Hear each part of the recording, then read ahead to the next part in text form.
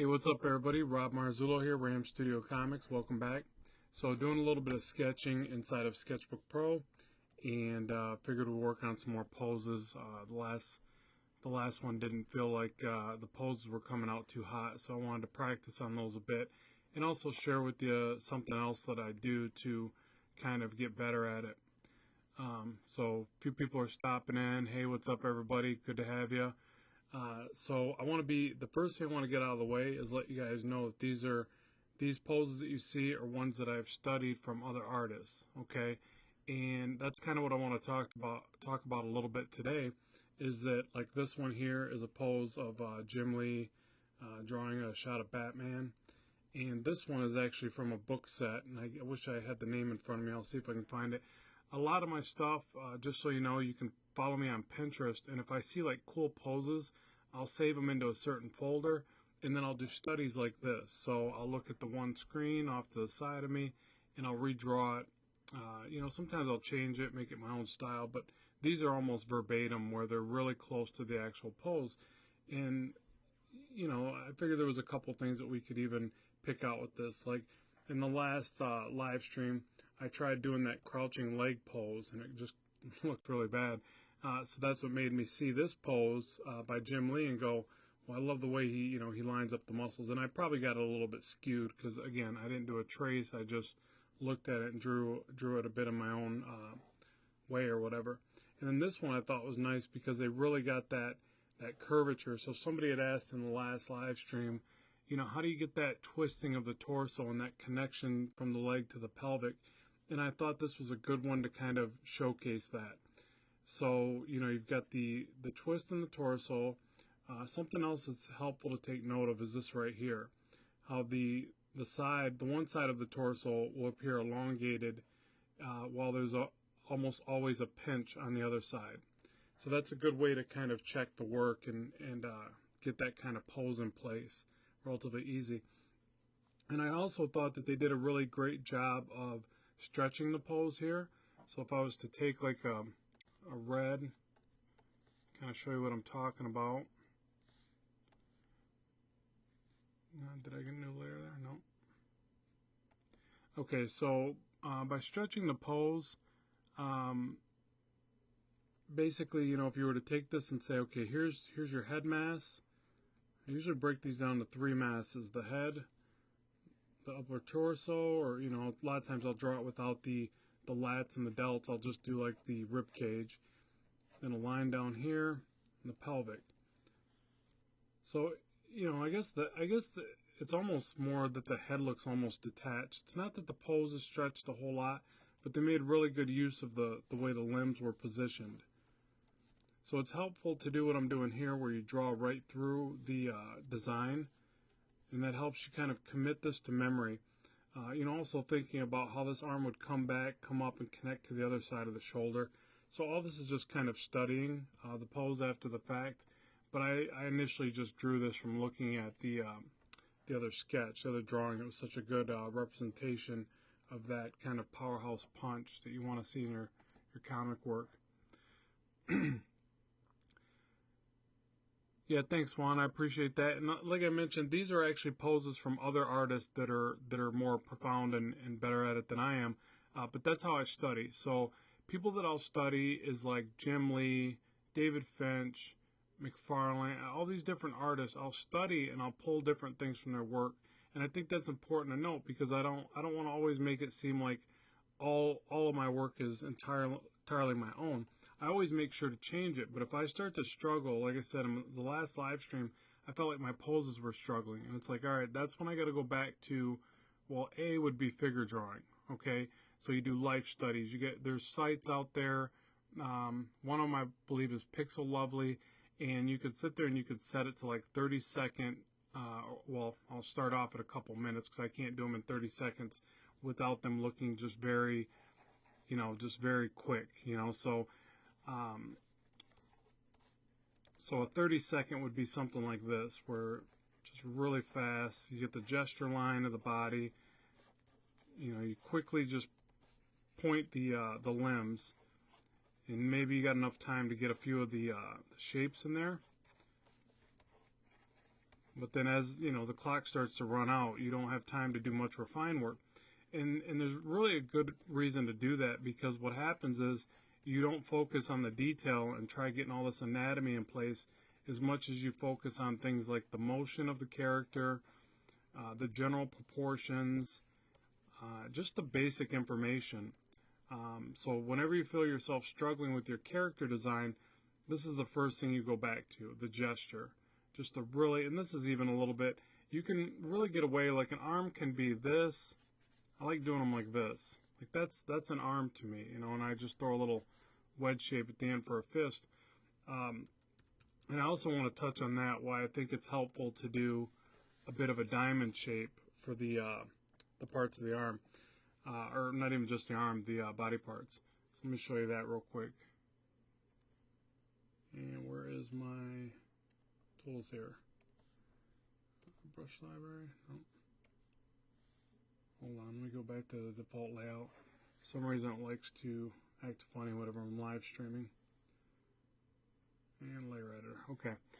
Alright, so for instance, actually let me read through a couple of these real quick. Yeah, we're about the anatomy details. Yeah, so what generally will happen is that you'll start to worry about the anatomy too soon. Okay, and we all do this. I do this to this day. I've been drawing a long time. I still do it. So you start to, you know, put the cart before the horse in a sense. So what you got to really do is take your time and build up with it and really get to the basics. So stickmen, you know, like that old saying, you know, everybody's like, oh, I can't even draw a stick figure.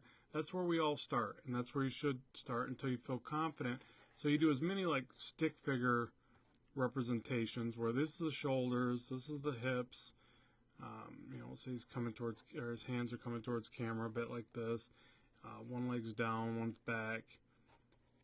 You know, and this is so simple, right? But this is where it starts. This is where it should start. And you should log a bunch of these. Then you add the rib cage, then you add the pelvic, then you add the shapes. And, you know, you can do cylinders. Cylinders are great for showing perspective and getting that into place. Like this, you know, you can do perspective real easy. But the thing that I like to do is, I'll give him a foot.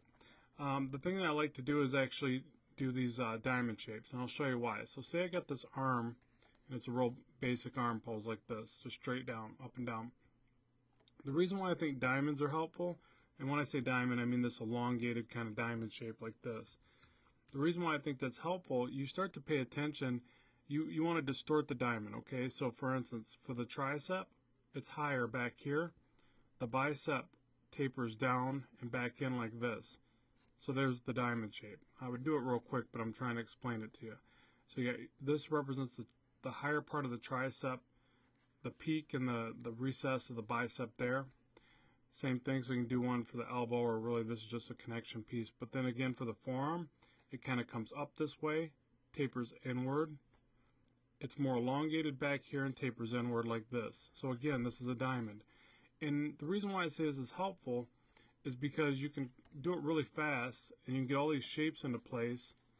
It's kind of like a lot of diamonds. I kind of repeat that diamond effect, and obviously this is distorted, but that gets me the shape in place really quickly, and then I can start adding anatomy and things like that, and obviously making a lot more organic drawings over top.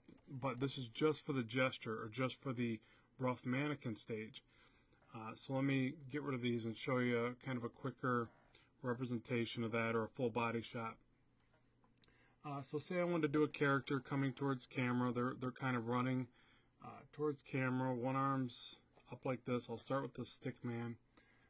They've got one arm like this, kind of off to the side, and the body, the torso is pointing back. So here's that pointed, you know, directional lines to go back in perspective. Here's the pelvic. That can be a bit of a diamond type shape like that. One leg coming forward. Here's the knee. Another leg going back and kind of disappearing into space, and maybe hiding part of that. That's the other thing. Remember to hide lots of limbs. You can always convey more depth by hiding limbs. Make sure everything's not in full frontal focus, or whatever, full frontal view. And let me read a couple of these again so I don't get too far behind like I did last time.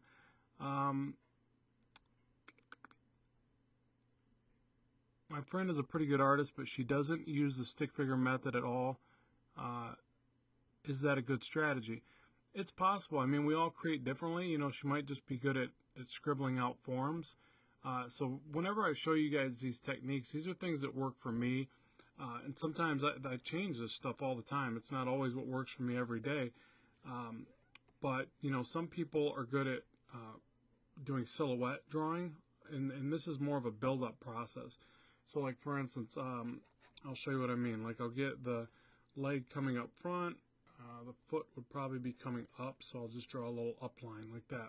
So there's just my rough stick man kind of thing. Actually, I'll draw this hand back this way a little more. I don't know, it's kind of an awkward pose, but this will still work to get us started. So the next stage of this, I would soft erase it down and make it really light because I just want the reference points there. And then, like I said, with that diamond effect, I would basically get in the torso like this. If I want to make it look like it's turned, tilted down, I would draw kind of this top shape like this. Positioning of the head is really tricky on stuff like this. It's like if you make it too low, it's going to look like they got no neck. If you put it too high, it's not going to look like he's leaned over far enough. And you got the downward turn of the face like this. And then as far as these diamonds I was talking about, you still do kind of a circle with a point for the shoulder like that. And then this diamond here, or, you know, kind of elongated, stretched out diamond shape like this. It just becomes real easy to kind of start directing the muscles. Or not even directing the muscles, directing the limbs. And they don't have to be, you could do cylinders, whatever you feel most comfortable with. But like I said, I think that these kind of pointed shapes, at least for me anyways, give me a little bit more of a direction to the limbs and the way they're going and the way the character's moving.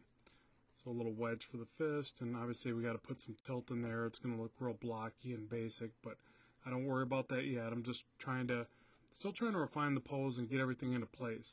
I want this to look like it comes out perspectively. So now, again with this diamond, on the leg, I look at it like this. So the one part of the leg, the one inner muscle is lower. So I go like this, back, this higher, and then down. So it's a real simple shape to get started. A point for the knee, maybe a round over if the knee's kind of more on the front of the leg, which it should be at this angle. A good rule for this is the knee will generally line up with the position of the hip here. And same thing, the foot and the toes will generally point the same direction as the knee. Or I think they have to. I think it's this is the way it's connected. But so yeah, so here's the foot. We'll get the bottom of the foot here. And again, with the diamond effect, it's up higher, this part of the inner part of the muscle there, and it rounds down, goes down like this. This part actually comes out and then rounds down like this. You know, and this is, again, just still real rough just to get it into place, but I'm trying to get you to see that diamond shape that I keep pointing out. So here, it's like it points and it connects lower here, and then higher, and rounds out this way here, something like that, approximately. And then again, we can hide that back foot, or maybe we could have a little bit of it back here and put it all in shadow. And again, that kind of stretches that distance. You know, it really conveys a little bit more depth, I think.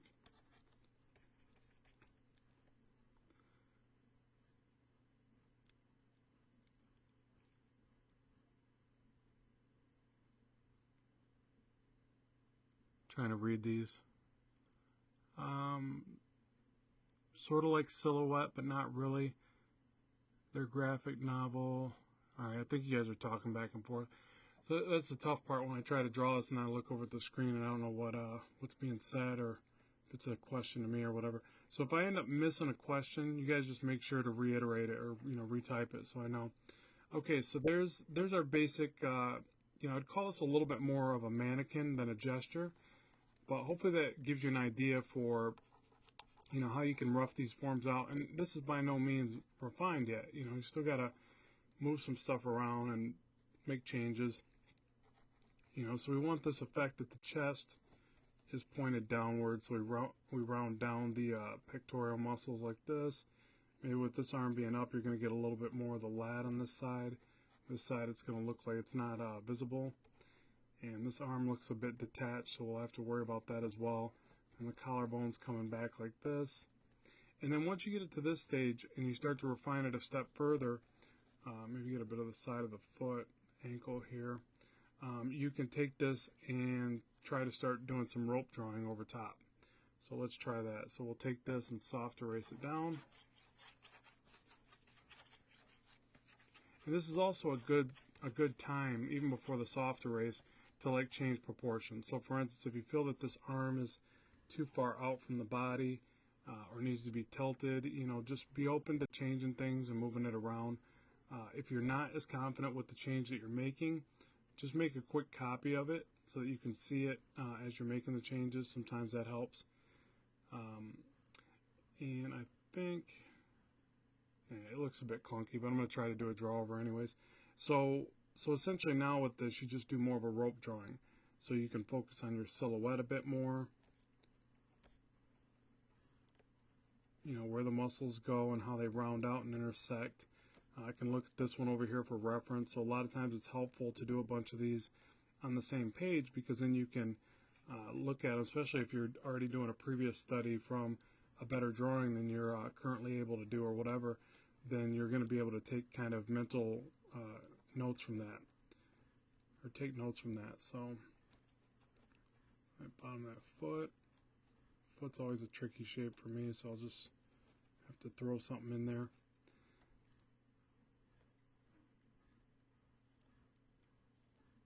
Yeah, no problem. I was hoping that it would resonate with somebody.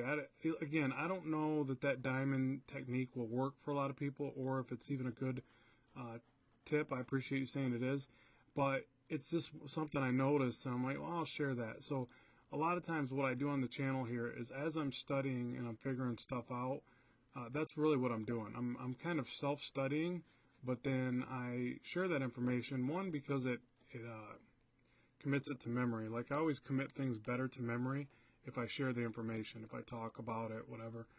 It drives my girl nuts because I'm always talking to her about art and she could care less. But you know, that's kind of how I learn, you know. And then also it's good for the channel, it's good for everybody here, so, or at least I hope it is, you know. And sometimes I may be redundant and things like that, but essentially I'm just learning with you guys. You know, we're all learning together. So some things may work out, some things may be a little bit, you know, may not work as well for everybody. I'll try even the silhouette method or the shape first kind of thing, and we'll see if that resonates with you guys as well. So here's where I want to fix, like, you know, this weirdness of the arm that I see here, and I'm just basically trying to get in a little bit of information of anatomy in there. And what I've been trying to do lately is err on the side of not as much, because I tend to overly segment my characters and like overdraw all the anatomy. And I've been noticing that more and more lately, like it's starting to bother me, that I need to tone that back. And just a good way to do it is to actually use more line separation.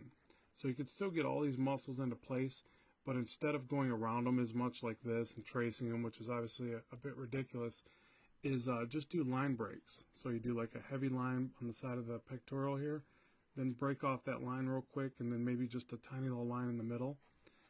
Things like that are still convey a lot of that information really well, and it seems to give it a little bit more of a softness, in my opinion, and not so overly over illustrated or segmented, which can sometimes hurt the feel of the anatomy quite a bit.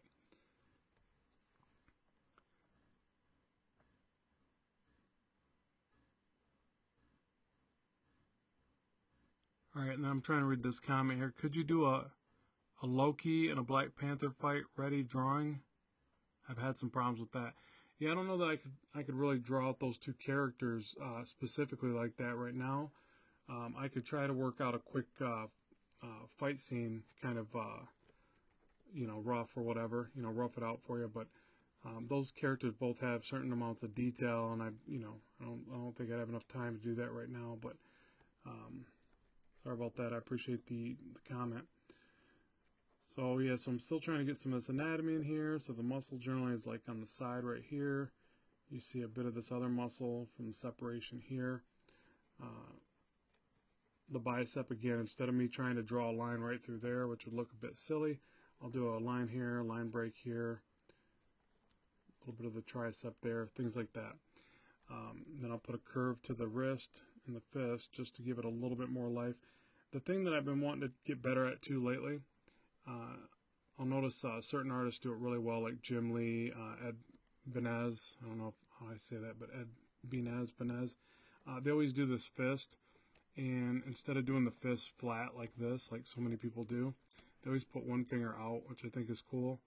And they always put that nice bit of fan. I'm going to slaughter this because I'm trying to draw it fast. But they fan out the fist just right.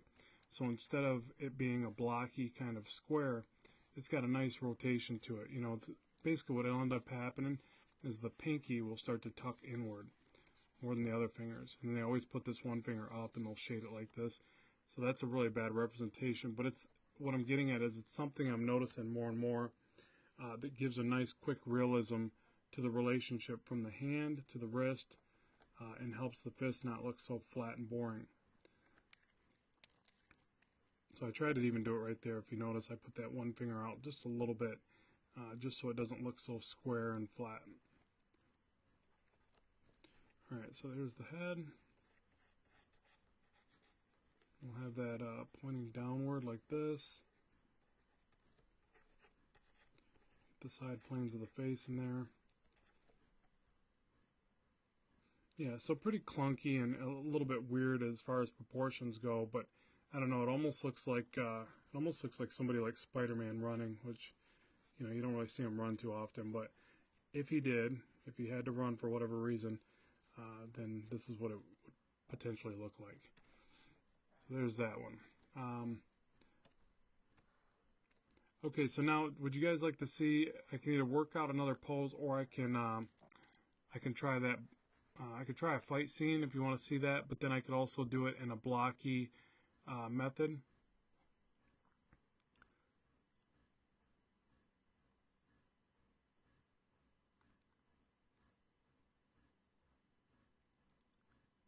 What were you saying? Oh, could you do a...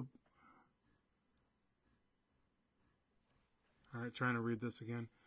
Not Loki. Sorry, I was typing fast. Like if he's bringing out the claws. Huh. He just kind of opens his hand, right? And he does that. I don't know if I can do that one. Let me try it though. Let me do that, but I'm also going to try it in a silhouette first. I kind of want to try this effect out. Hopefully I don't slaughter it here, but let me at least, because I want to give you guys a couple options for doing this stuff, so I'm not kind of always doing the same videos over and over again. So yeah, so if we were to do shape first, let me grab a bigger, blockier brush, and let me grab, where's my, right here. Let me grab a bit of a gray like this, a little bit darker. Probably right there is pretty good, or maybe just a tad lighter. Or you know what, can I control opacity on this one? Flow and pressure.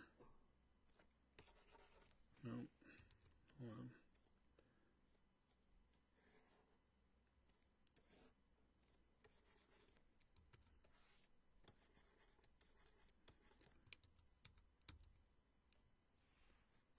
Actually, you know what? I'm just going to do it at full opacity. Opacity with light pressure, opacity with heavy pressure. There we go. Right there. Okay. Alright, so anyways, what I want to show you is kind of shape first. So this can be a nice tactic that somebody mentioned earlier, like, do you always draw the stick man first? You know, some people like to do it more in a style where they do silhouette first. And that's, you know, entirely up to you. Some people work better, you know, with a variety of techniques there. So I'm going to show you that. So let's try that that one you said with Black Panther. What does he do? I think he just like sticks his arm out and does like a flick of the wrist kind of thing, right? So let's just say his arm's kind of out this way. So what this is, I'm just trying to picture, I probably should scale the brush up. I'm just going to try to picture the silhouette of what the character looks like on this particular one. So the leaned over shoulders, one shoulder up higher. This arm needs to be a bit bigger, so I'll try to extend this out. And this is actually how I paint a lot of times. Sometimes I'll go right to this kind of method for digitally painting, but it's also good for working out poses. So you'll see a lot of concept artists. This is how they do their poses. Some, obviously still draw just whatever they're comfortable with, but some people go right to this, like they feel a lot more comfortable with working out the shapes this way. So let's have one leg up higher. So we'll bring that up here. Let's get our erase handy, and I would use a hard erase for this effect, because what you're going to want to do is you're working on just the silhouette. And I can't remember where the spikes are in this. I don't know, let's say something like this. And we'll say that he's got his hand tilted up. So let's see. Now this is the part where I start looking down at my own hand. Oh, and something else I want to mention, something I just recently did in my little workstation here. I got this mirror in front of my workstation, right? And I get in the habit of taking a lot of cool pics I like, whether it be something I did before or something somebody else did that I think is highly impressive. So I use it for motivation and things like that, or inspiration. But then I noticed I actually started blocking a lot of my mirror.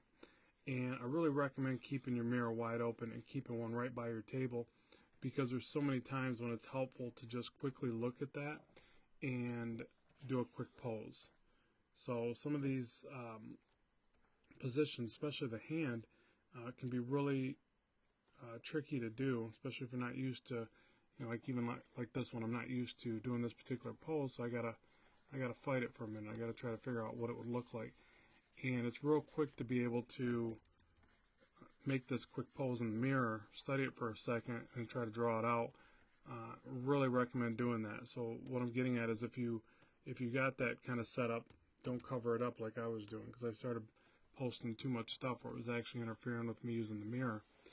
And it can be a really helpful thing for an artist to have that at their disposal. So put a mirror by your art table.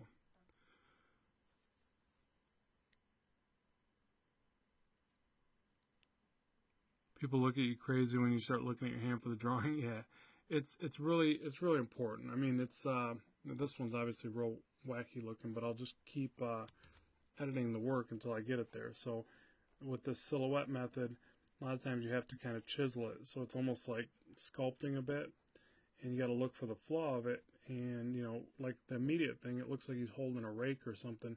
The fingers are all coming out too evenly and then spiking up. So that's probably the first thing I need to fix. And when I start looking down at my hand, the forefinger or whatever, this one, is out further. And then as they start to go back, these start to curl in. So what I can do here is grab a little bit darker, kind of almost like how I'd paint it, and just kind of make these changes real quick. See if I can get a little bit closer.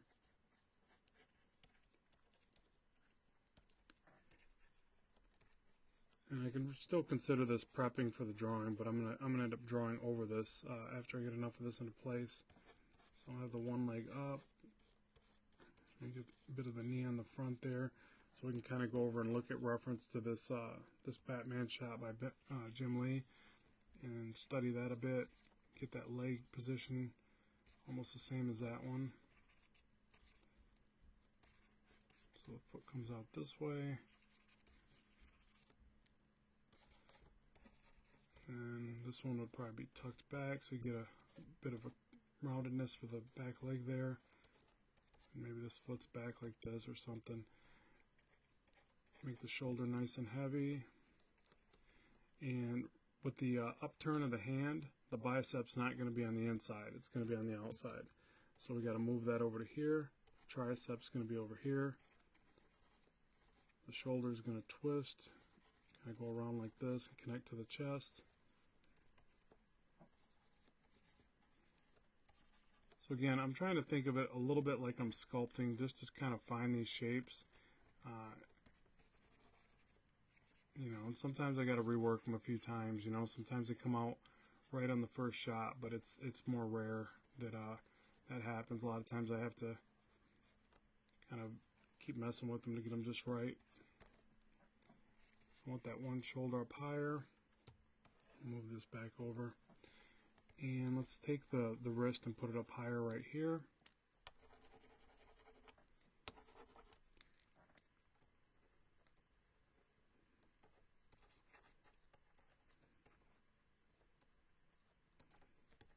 Something like this.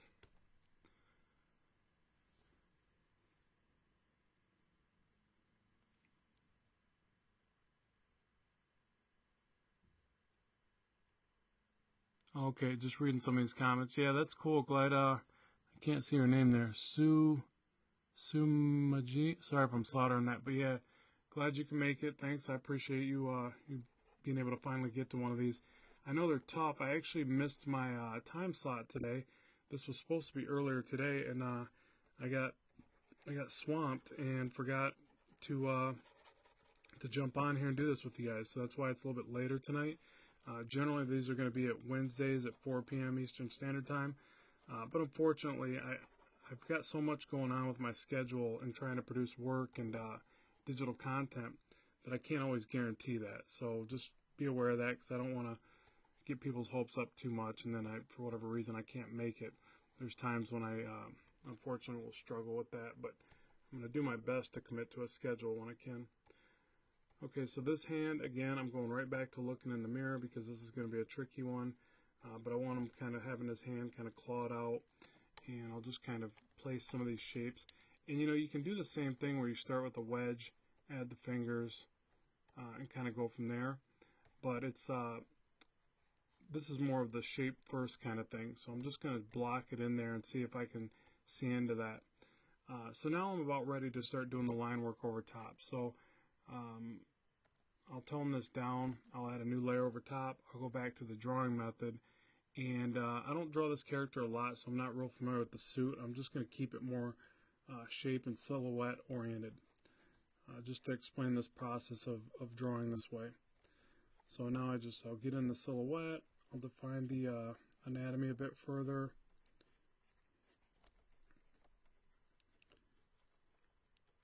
You know, generally the bicep will kind of turn upward when the thumb is on the outside like this.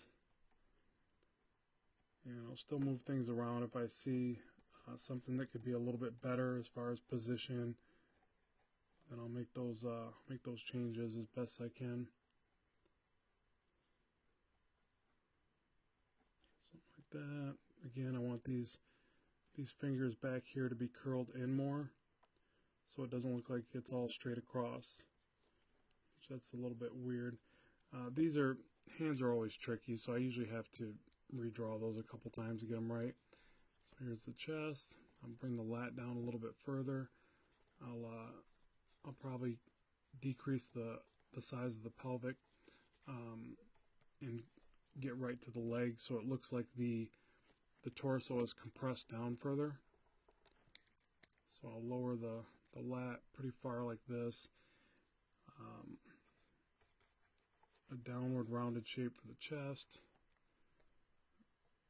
It'll go right into stomach muscles because, again, he's compressed downward, so I'll rotate these lines downward.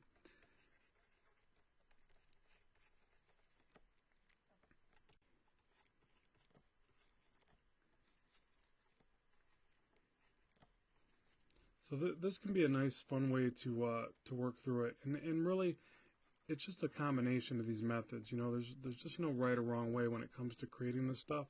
So you just kind of use whatever you can get your hands on, and whatever works that day. So this leg, again, this is a tricky pose for me. So what will I do? I'll come over and study from the awesome Jim Lee and look at his work. Hopefully he doesn't get mad at me. Well, that's why I didn't actually copy his work for this video. Again, I looked at it and did a redraw. It's still not something I would recommend. I wouldn't recommend grabbing somebody's actual artwork. Always try to change it, make it your own. Look at it for maybe a few minutes, and then look away and only do your own thing. Check your work. Just don't straight up copy to copy is what I'm getting at. I don't know how that works as far as using poses. I don't imagine there could be anything really wrong with that, but still protect yourself and just draw, study from it, learn from it, and then change it. I don't think it'll do you any good anyways if you just get in the habit of just leaning on other people's drawings, then it's not going to make you a better artist. You've got to learn why this looks correct over here, what he did right, and what I'm obviously doing wrong, because mine looks a bit clunky compared to that. It's something about the way the leg comes back here. I always have a tricky time with where the knee connects and goes back to the upper part of the leg. So that's something I got to work on there. So I'll go up to this part, connect here. Again, I want that roundedness. The rib cage would get hidden from an angle like this. It'd be tucked back there. A little bit of the separation in the chest. Get the shoulders in here. Let's see, somebody's saying, or Liberty Airbrushing is saying, hi Robert, have you ever heard of the comic artist Andy Brace? No, I haven't. I'll give him a look though. Why? What's so cool about it, or what do you want me to look at about it? Just the style or the way that they create? There's a bunch of weirdness in the arm here. Let me move this over and try to fix that. I got to really figure out the direction of the hand here. So I'll start with the thumb, try to get placement of the pad of the thumb, and see if I can work through that and figure out the shape of the hand, but it's a bit skewed for sure.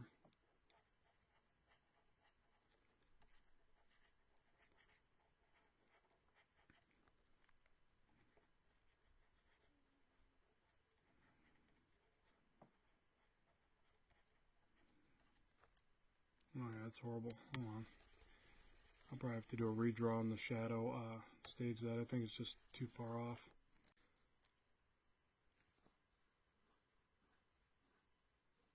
Nice, thanks. Well, just compared me to Jim Lee and Todd Knock. Yeah, that's those guys are definitely a lot more advanced than I am, bud. But I appreciate it's the thought that counts. Yeah, those guys are amazing. And some of the people I study as well. So yeah, so let me try to rework this hand because it's pretty bad. So I'm going to go back to the grayscale, and I'm going to lop off his fingers, which is pretty horrible, but sometimes to make an omelet you got to break a few eggs, and sometimes to draw a proper hand you got to chop off some fingers. I don't know, probably a bad analogy there.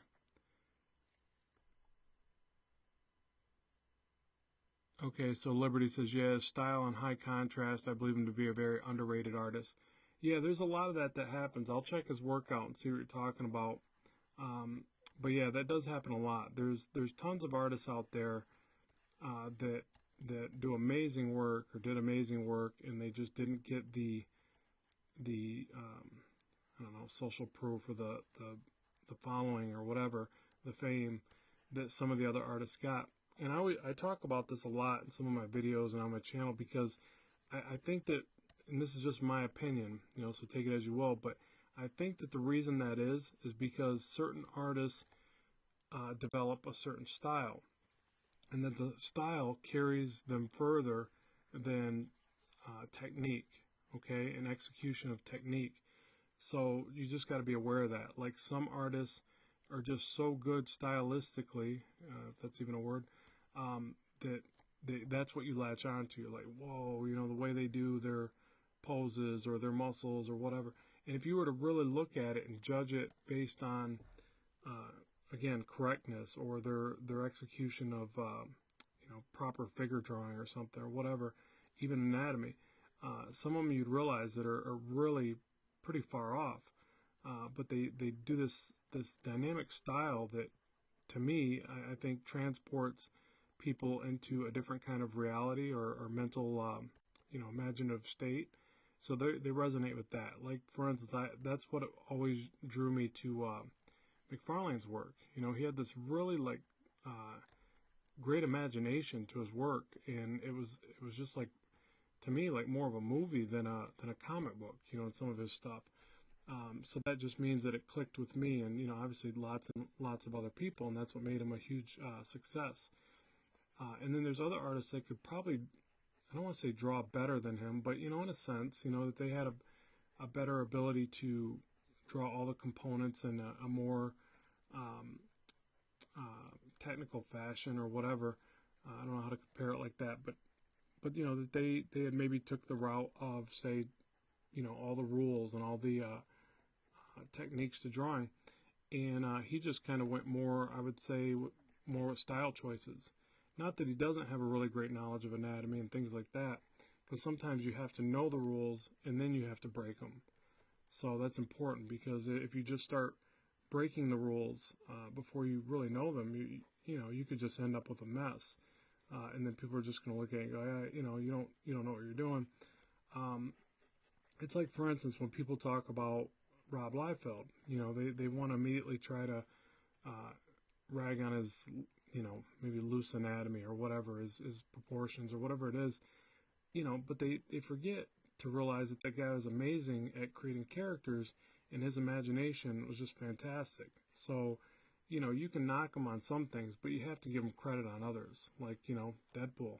You know, you can't knock the guy when he made Deadpool, and it's like, I was really happy to see that movie do really well to kind of shut some people up. You know, obviously they're still going to talk some trash and whatever. That's just, you know, haters gonna hate, right? You know, stuff like that. But it's just, I would always get bothered by that, because they would quickly try to rag on the guy, and it's like, man, you know, he's impressive. I mean, maybe he doesn't do everything right, but he's done enough right to make him a success, and I'd rather congratulate people like that than figure out a way to bicker about what they're not doing right. Okay, so, and maybe it's because, you know, I look at my own stuff and I don't think it's perfect, so I'm not gonna sit there and knock somebody else, but yeah, so I would say really keep that in mind. You know, if you can develop a really cool style with some good fundamentals, you know, obviously in place, you don't want to let only style be your guide, but I think it's really important for success as a comic artist to convey your stories, to get that right amount of style. Just like people like Sam Keith, if you guys ever read The Max, you know, it was a great book series. I don't know where it went from here, where it's at nowadays or whatever, what he's doing, but his style was so unique, you know, and I thought that was so killer about that book series and the way that he drew it. Okay, so what else would you guys like to see? And again, this is how I would do something based on silhouette first, and obviously it's not totally correct or anything, but then I'd merge those together if I wanted to keep the grayscale, size that down, and move it over. And then just keep stamping these out and make as many as possible to really get better at it.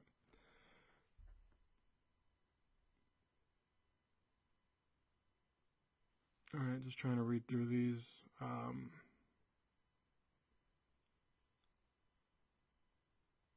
Okay, what do you mean? What do you mean by studying them? Study other artists is just basically what I did over here. These two drawings right here are from other artists.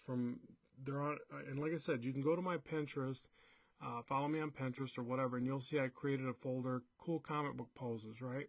And both of these will be in there, so you get to see the original art of what I looked at to draw these. This is a Jim Lee shot. This one, I don't know who this is. I think this is a Masters of Anatomy or something like that. So you can look into their book series. I think they were funded on Kickstarter and all that, and they've got stuff on Pinterest because that's how I was able to pin it.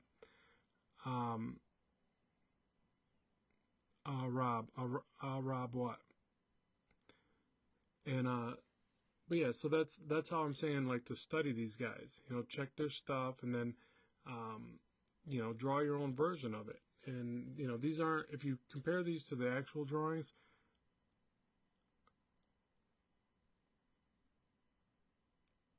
they're not going to be identical. What's graphic novels saying? Well, Reb, what are you saying, bud? And then Miss Direction Swag is saying,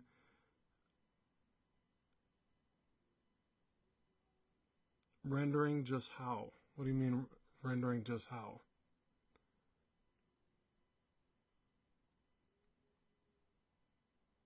This question. Yeah, I don't see what you guys are saying here. Can you re-ask the question?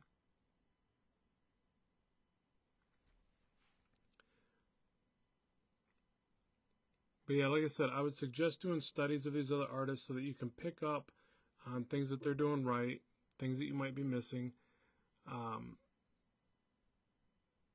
Yeah, I don't know what question you're asking, bud. You got to re-ask the question because when the comments come in, it starts moving past, and then I can't tell what you guys have asked. And I can't scroll up and draw, and I'm good at multitasking here. Let's see if I can find out what this pose was from real quick while you guys are re-asking that question.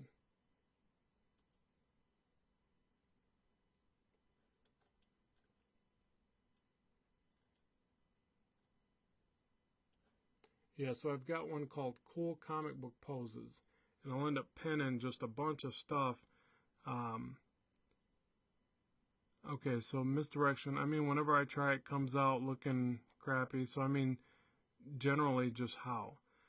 So you're saying generally just how when you study somebody else's work, it all comes down to like, well, for one, doing it, a number of times. If it's not coming out right yet, it will over time.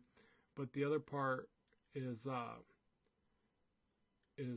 studying proportions first. Okay, so whenever you're studying an artist that's a little bit more advanced than you, and it comes out wrong, like for instance, you can see how nice these look over here. You can see mine next to it's a bit not as nice as these. It's a bit skewed. The head's a bit big. Whatever. This was me just drawn out of my head. This one was me drawn out of my head. And again, the proportions are a bit skewed. It's not as well refined as this guy or this guy, but it's still, me being able to draw this and get my own style in there. So when I study somebody else's work, I might do proportions first. So let me pull up a pose here and tell you what I'm talking about.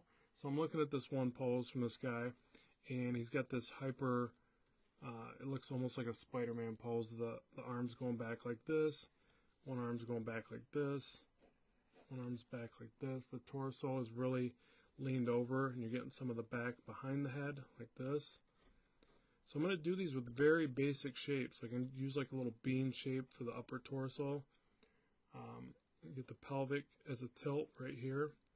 He's got the leg up really high and a knee up here, so I'll do a line to get up to the knee. I'll do a line over here to get to this knee. So this leg's down, foot's out. And I'm just looking back and forth to the pose, and I'm using these little, bumps and lines to get to the proportions. That's all these are. These are just to map out the proportions. The foot kind of points up in the air like this. So this is it. This is the really crude kind of construction of that pose. And if you're struggling doing any of this and like getting it to look like somebody else's work, or getting it to look like something in a figure drawing class, or something that you're studying on Pixel Lovely, or one of those sites where you do the time drawings, you start with this. You start with a very loose gestural kind of thing, and you start spotting flaws here. Like for instance, I've got the abdomen in the way that it connects down to the pelvic is a little bit too long for this hunched over effect. So I have to start noticing things like that, and then maybe draw it again, and maybe draw it again. You've seen that I drew this part pretty quickly, right? So I could do a bunch of these. I could do 100 of these in a day, no problem, right? More, really. So that's where you start. If you're sitting there trying to do a full rendered, and this isn't fully rendered, this guy up here, but let's say that it is. If you're fully rendering your work and it's looking funny, you should stop fully rendering your work for a minute. Don't stop altogether. But what I'm getting at is you need to fix what's going on here to save yourself time, because this takes a lot less longer to draw. Once you get this right and you figure out what you're doing wrong here, then you can do the full rendered fancy character with the backgrounds and all that stuff that you want to do. But you need to figure out what's going on in the beginning, and generally that can be fixed with a rough sketch like this and feeling out proportions, and gestures are going to help you spot like the energy of the body and the way that it moves, and the correctness of what an arm will do and what an arm won't do. Like this is about as far back as that arm should go. That's why this is a very dynamic kind of pose, because not a lot of people, I know I couldn't do this pose right now, and I'm pretty buff guy. No, I'm not buff, but anyways, I couldn't do this pose. It's like, and if I took this arm and I went back like this, it's going to start looking, fake. And that's where you learn those limits by doing your figure drawing and your quick gestural studies. And then next, over top of it, you put that little diamond shaped stuff that I was telling you about, like this, and you just kind of flesh it out. You just kind of feel it out, and if something's not right, you erase it, scribble it back in there, and you just do a lot of them, until you start to see what looks right and what doesn't, and mainly just don't get frustrated with it. Don't think that you're going to start drawing good overnight. It just doesn't happen like that. I've been drawing for a lot of years, and I still hit some pretty strong roadblocks with the stuff that I do in anatomy, but I don't give up. I love doing it. I'm going to do it till I'm in the ground, so I just keep doing it.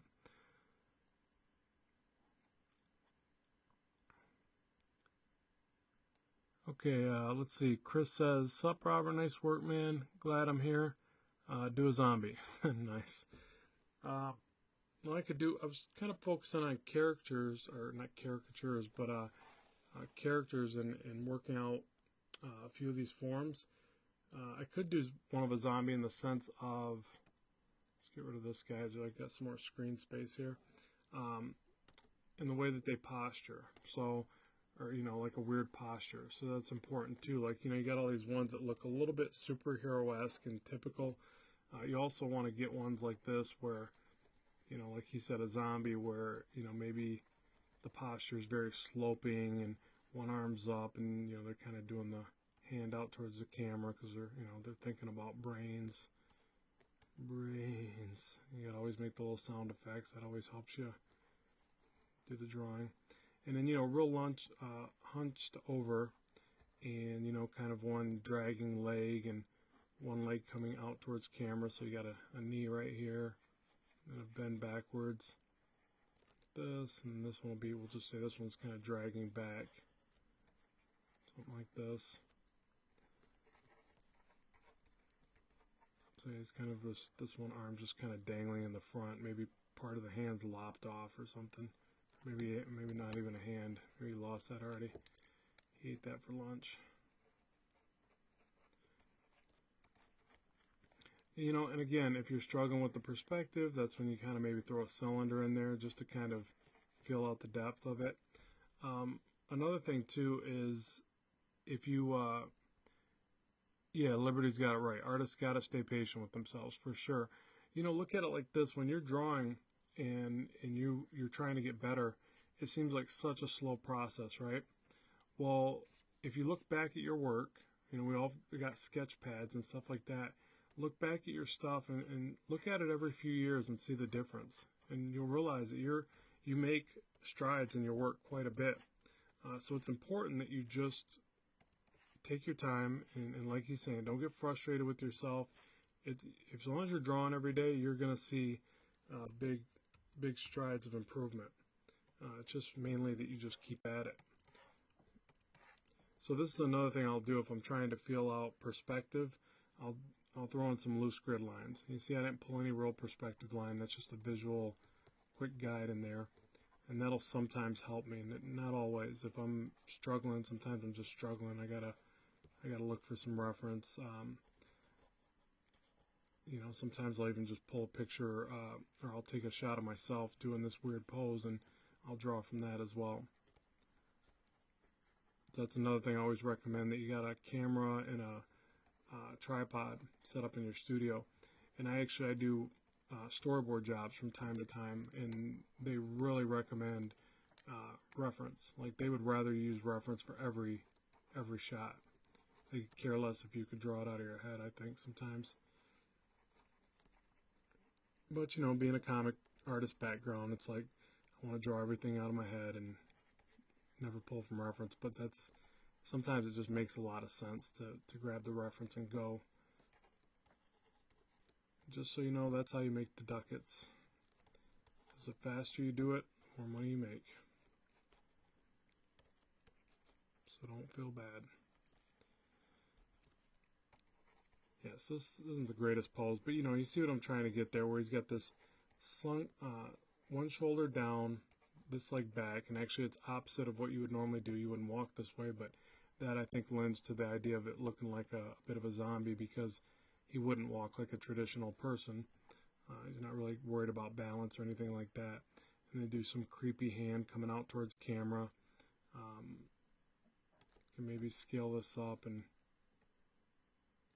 twist it around, see how it looks, you know, as you move it around, stuff like that. And just do some blood and some veins coming out of this one. Give him a foot. No shoe on this side. A lot of zombies like to roll barefoot. Okay, we got anything else? You should get Mischief. It's an infinite canvas software, great for these types of live stream sketch stuff.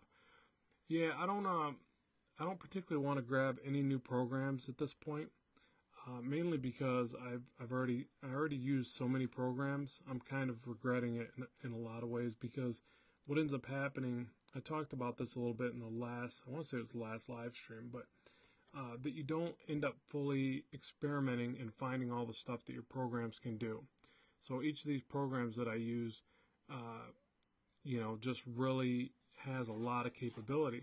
Like for instance, one of my main go-to ones is Manga Studio or Clip Studio Paint, and it just does so much. I'm constantly finding out new stuff about that program. So that's where I don't delve into a whole lot of new ones. I get people asking me to use Krita, Mischief, GIMP, the list goes on and on. And although I want to demo them for the channel, I know that it doesn't make as much sense for me to do that because it'll spread my my brain cells a little too thin, you know. I like to think of myself as a pretty smart guy, but I don't multitask as well as I'd like to. I get distracted, and then yeah, I lose track of what I'm at, where I'm at, what I'm doing. So I try to just use the ones that I got. And one thing I do really like about Sketchbook, like I'm using here, is that it's probably my favorite to draw on my desktop system. It's got a very quick feel to the brush. Like there's like no lag to the brush at all, which is important for sketching. And I don't know, I feel like I can edit the work and move around pretty quickly in this program. So I always feel like I get my best drawings out of this one for some reason, which is strange because they all, you know, they all have kind of the same tools, but some of them just react just a little bit differently to where you can, you know, maybe feel a little bit different in the process. Like for instance, Procreate on the iPad Pro that I use is a fantastic drawing app. I can even paint really well in it, but I pretty much like to just kind of sketch in it and start a project, and then I bring the project to my desktop, which I'm working on now, and I do my finished work here. So that's just me, you know. There's lots of people that probably just use Procreate or just use what was the one you said, Mischief?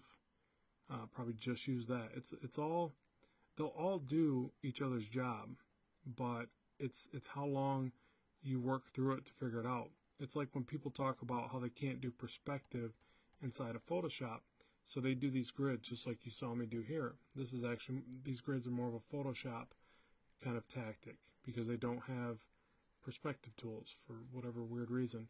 But this one, if you want to do perspective, you simply click that, move your perspective guide wherever you want it.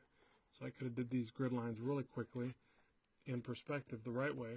And then there's all sorts of neat features with that, but I don't want to get into that. That's a whole nother ball game there, but and I can't get rid of it. Oh yeah, I gotta click off it there. Sheesh. But yeah, so they all do a number of the other things, but certain softwares will do certain things very well, and I think the drawing in this is fantastic, and the perspective tools are pretty darn good. Manga Studio, I think, still has a little bit better perspective tools, and Procreate's even got really nice perspective tools. I really just don't know why Photoshop hasn't gotten them yet. That's to me, that's strange, because they're like the big brother of all these in a lot of ways, but then they don't have good perspective tools. Alright, and then zombies usually have either little to no hair or really messy hair. We'll just give this one messy hair. And there's some stuff just coming out of his mouth. Yeah. Alright, anyways. Alright, so, goodness, alright, we just cleared the 1 hour mark. God, these things go by so fast.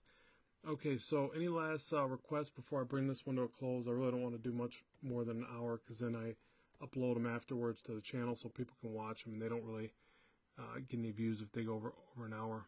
It's hard to get views even in an hour. So yeah, any final questions, I'll answer them for you guys, and then kind of move on. Brain Gamer, what's up? You didn't just get here, did you? Sorry about that. Any last question, peoples? And just to recap, I'm waiting for you guys to answer because I know there's a lag going back and forth. Just really work on these gesture drawings. Do a bunch of them. I would start every day with these guys right here. Every day. I really think it's important that, because I notice when I don't do them, my drawings really suffer. You know, like even this zombie dude over there, he looks really just weak. You know, it doesn't look as good as it could. No, it's probably too, because I could make better use of my shadows and really push the depth a bit further. So I could shade this back leg probably all the way back. But still, it's lacking. And so that's where I need to get back on my figure drawing. You know, every day, every morning, as soon as I get up, knock out. If I'm doing finished figure drawings, which by finished I mean like 5 minutes or something, then I'll do like, say, 10 of them. You know, if they're really quick studies like this one, where it's only like maybe 30 seconds to a minute, then I should do a lot more than that, you know. Yeah, next one will probably be Wednesday, 4 p.m. Eastern Standard Time, as long as none of my work gets in the way, so I can never guarantee it, but that is the scheduled slot that I try to make for the live streams. Do I wear a glove when drawing on the Cintiq? Nope, I don't.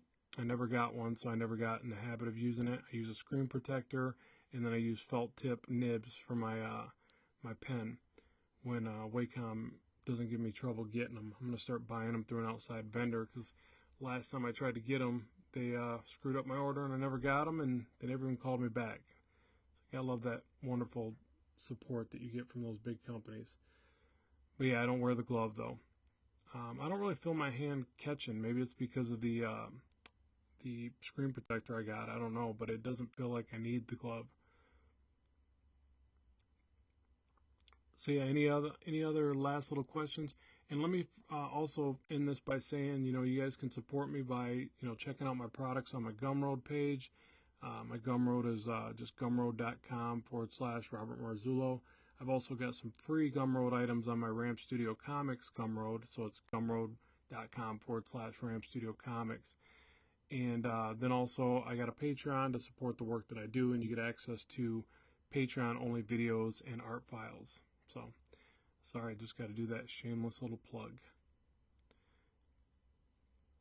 Alright, so if you guys don't have any other questions, I'll go ahead and bring this one to a close. I appreciate everybody stopping by and watching this. Thanks very much, and as always, keep drawing, keep having fun, and I will talk to you soon.